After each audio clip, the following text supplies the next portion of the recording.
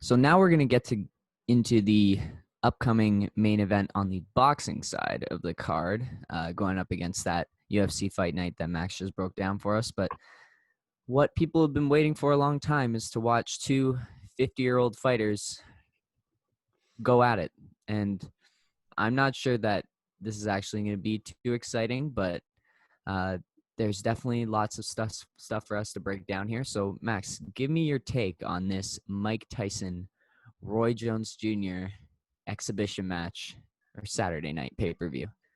Yeah, my first reaction was pretty similar to your own. I assume that was sarcasm. Just two guys in their 50s fighting doesn't hold a ton of appeal, but over the past couple days, I've looked into it and started to get excited. So I guess I'll start with my own impression of it, which is, who is Mike Tyson? And for our generation, we're 22 years old, or you will be soon.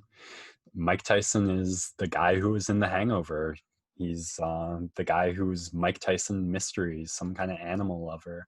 He's the guy with the face tattoo and the lisp. He's the guy on Comedy Central roasts. That's the Mike Tyson we've grown up with and come to know in mainstream.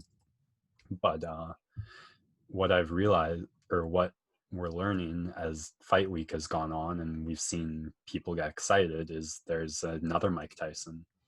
So I'm going to start there. Who was that Mike Tyson? And to do that, I'm going to reference a excerpt from Flea's memoirs, Flea being the bassist from the Red Hot Chili Peppers.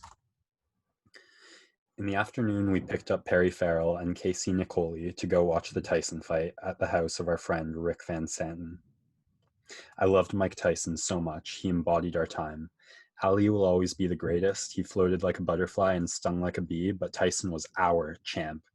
Cosmic zeitgeist, overflowing with the pathos of the USA in 1988 and hammering all the punk rock hip-hop feelings we shared into his opponent's skulls.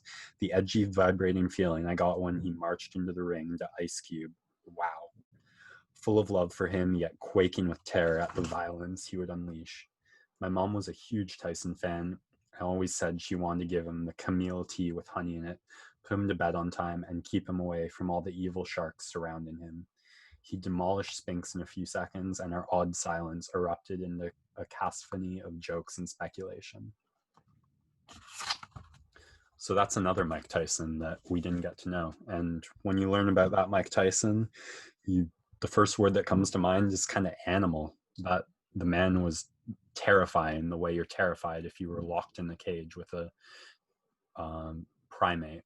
He was violent. He wanted to hurt you. And watching him do that turned him into a cultural phenomenon. But there were problems with that, mainly his ego. He didn't know how to lose. He didn't know how to be afraid. He didn't know how to confront those things and overcome them, because he never had to early on in the ring. And so when he eventually did come into troubles, he wasn't able to overcome them. When he came into a fight against Buster Douglas and was a bit out of shape and not taking him seriously enough, probably, and Douglas put up more of a fight, resisted the animal, Tyson didn't know what to do, and he got dropped.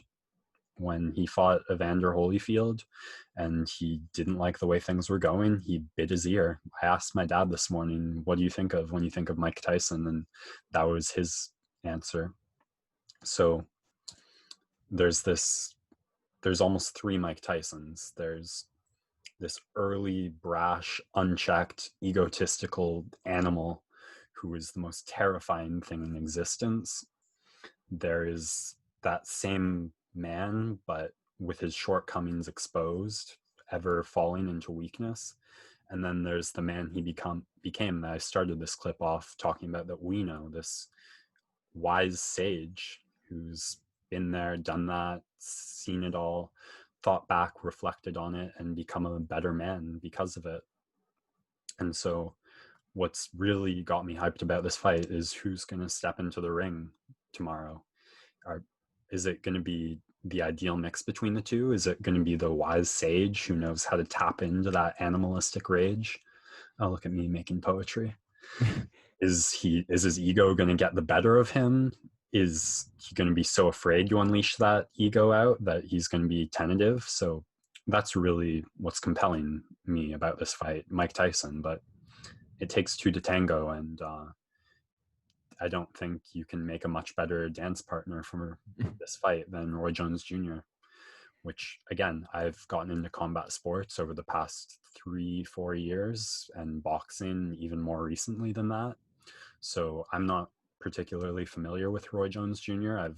I didn't get to watch him, but the people who did say he might be the pound for pound best boxer ever. He did a very unorthodox guy with amazing footwork, amazing reflexes, and amazing speed, who with the top level fight IQ to turn all those things into the biggest advantage he could, and was able to go up weight classes because when you're that fast and that smart, you can neutralize size advantages.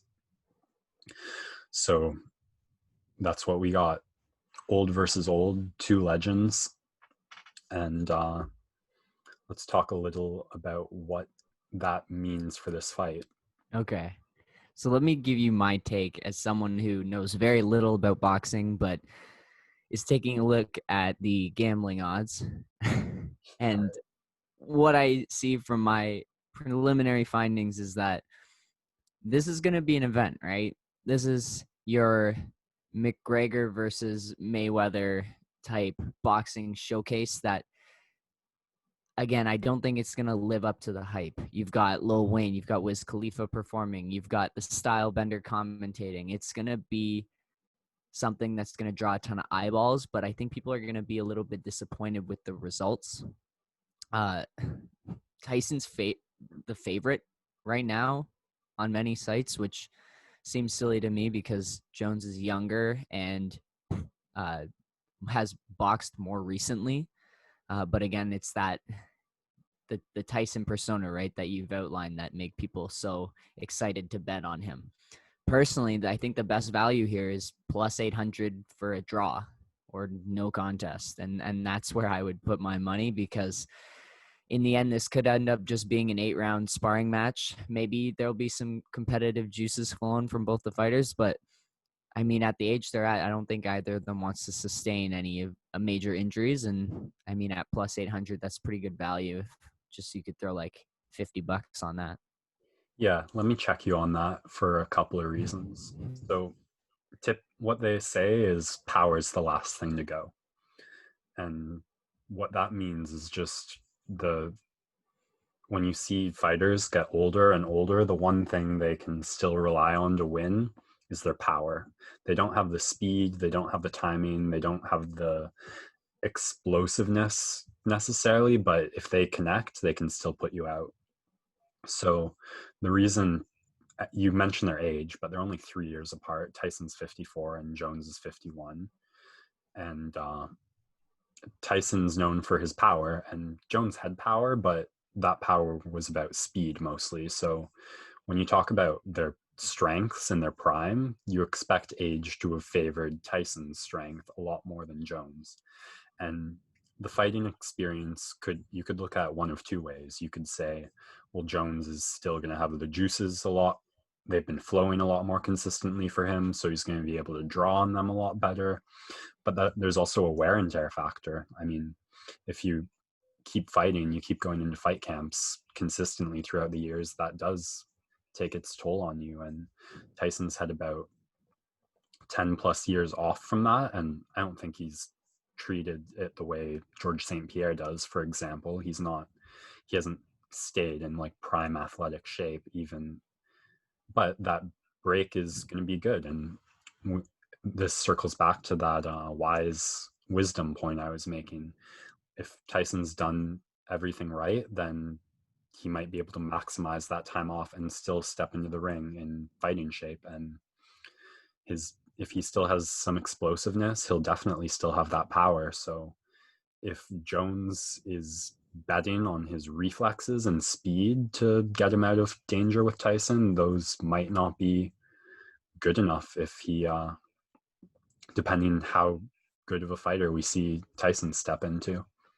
Yeah, but I mean, Tyson hasn't fought since 2005, right? Jones fought as recently as 2018. So you can talk about the speed reflexes of Jones deteriorating, but it's also going to be gone in Tyson. And the fact that just Jones has that, like being able to be in a real fight where someone's actually hitting you back. Tyson hasn't had that in 15 years where he's got all these great videos of him smacking the crap out of pads. But as soon as Jones, like if he tags him with something, I think it really changes the complexion of the fight. So I don't know. I'm going to stick with my bet, but I mean, if you got any more reasoning why I should put my money on one guy or the other, be my guest. No, I mean, I, if my gut says Tyson, but if the line, if Tyson's a favorite, I don't feel quite confident enough to put any significant money on him.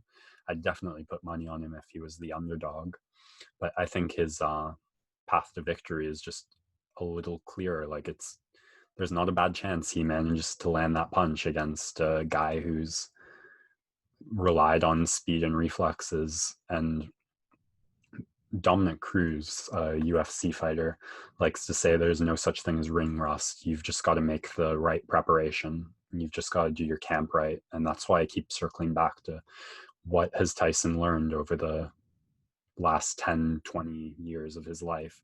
Is he going to have made all those right adjustments? Because I kind of agree with Cruz. I think if you, with the right fight camp, you can step back in and be just as good, if not better, than 15 years. And my main evidence of that is the performance GSP put on against Bisping. He was out of the ring for 5 years, and he came back, and his timing was beautiful. Like it looked like he fought 6 months ago. So best case, I can totally see that for Tyson, but it depends how seriously he treated his camp and is taking this, and we won't find that out till Saturday. Looking forward to it. All right. Absolutely.